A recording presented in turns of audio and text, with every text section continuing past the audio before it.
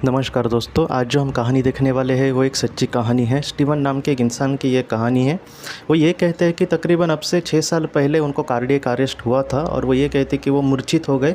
उनको पता ही नहीं चला कि उनके साथ अचानक ये क्या हो गया। और बाद में जब उनको चेतना आई, होश आया, तब उन्होंने अपने आप को एक बहुत ही बड़ा दोस्तों एक गार्डन जैसे था, मतलब एक मैदान था और वहाँ पर पूरा घास था और वहाँ पर वो लेटे हुए अपने आप को उन्होंने देखा।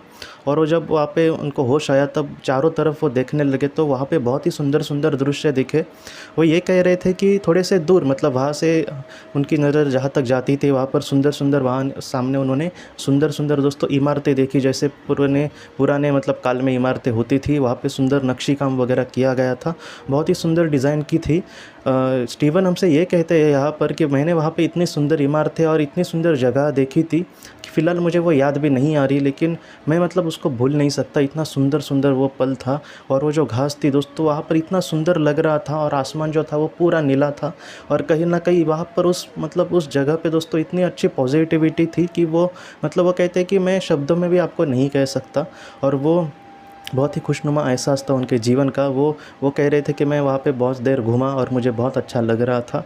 और उसके बाद दोस्तों उनको सामने एक छवि दिखाई दी, एक आत्मा दिखाई दी। और स्टीवन ये कहते हैं कि वो आत्मा जो थी वो उनकी दादी की थी। उनकी जो दादी थी दोस्तों, वो ये कहते हैं कि उसने बहुत ही गरीबी में अपनी ज़िंदगी बिताई थी, बहुत ही मतलब मर्यादा में बिताई थी। उसने एक अच्छी ज़िंदगी की, मतलब एक ठीक से खाना पीना भी उसने अपने जीवन में बहुत ही कम बार खाया होगा, इतना मतलब उसने अपने जीवन में परेशानियाँ झेला था। लेकिन आज दोस्तों वो बहुत ही खुश लग रही थी। और उसकी दादी ने ये कहा कि हम यहाँ पर बहुत ही सुंदर जगह पे रहते हैं, मैं यहाँ पर सचमुच बहुत खुश हूँ। यहाँ पर हमारे बहुत सारे रिलेटिव भी रहते हैं, मैं उनके साथ सचमुच बहुत खुश हूँ। और तुम भी मेरी ज़्यादा चिंता मत करना, तुम भी हमेशा खुश रहना। अगर तुम बहुत ही खुश रहे तो मैं भी यहाँ पे सचमुच खुश रहूँगी। स्टीवन की दादी ने उसको बहुत कुछ संभाला था और मतलब उसका बचपन उनके ही हाथों गया था। और स्टीवन को भी ये लगता था कि मेरा जब ठीक ठाक इनकम आया तब मैं अपनी दादी को बहुत ही अच्छे से रख सकता था, लेकिन तब उसकी दादी इस दुनिया में नहीं थी। लेकिन आज दोस्तों उनकी दादी ने उसको जो भी कहा, इससे स्टीवन बहुत खुश हुए। और उनकी दादी ने यह कहा कि हम बहुत ही सुंदर जगह पे रहते हैं और हमें यहाँ पर किसी भी चीज़ की कमी नहीं है। स्टीवन ये कहते हैं कि उनके मतलब देखकर ऐसे लग रहा था कि मैं भी उस दादी के साथ हमेशा चला जाऊं। और उनके मन में दोस्तों ये जब विचार आया तब उनकी दादी ने उनको ये कहा कि तुम इस तरीके से मत बात करो, तुम्हारा फ़िलहाल ये वक्त नहीं है और मुझे भी अनुमति नहीं है कि मैं तुम्हें अपना घर दिखाऊं। लेकिन फ़िलहाल तुम्हें फिर से पृथ्वी पर जाना होगा, क्योंकि बहुत सारा जो काम है तुम्हारा अधूरा रह गया है।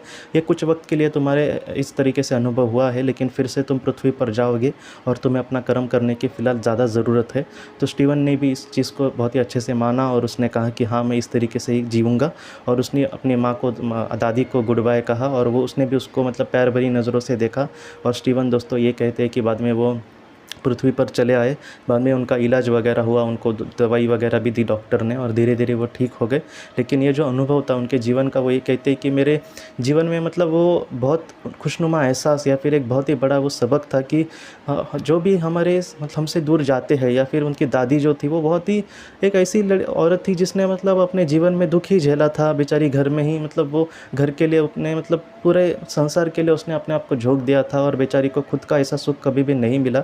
मुझे लगता है हमारे भी मतलब आसपास ऐसे बहुत सारे लोग होते हैं, हमारे परिवार में ऐसे लोग होते हैं, हमारे मम्मी पापा भी हो सकते हैं, जो मतलब अपने बारे में कभी भी नहीं सोचते। उन्होंने खुद की ऐसी ज़िंदगी कभी जी ही नहीं, वैसा ही स्टीवन को लगता था। लेकिन आज वो बहुत खुश था कि उसकी दादी भी ज़रूर वहाँ पे मतलब बहुत ही खुश है।